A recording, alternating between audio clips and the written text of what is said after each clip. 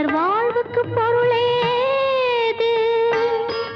அது உறவின் மாறாட்டம், இது உரிமை போராட்டம்.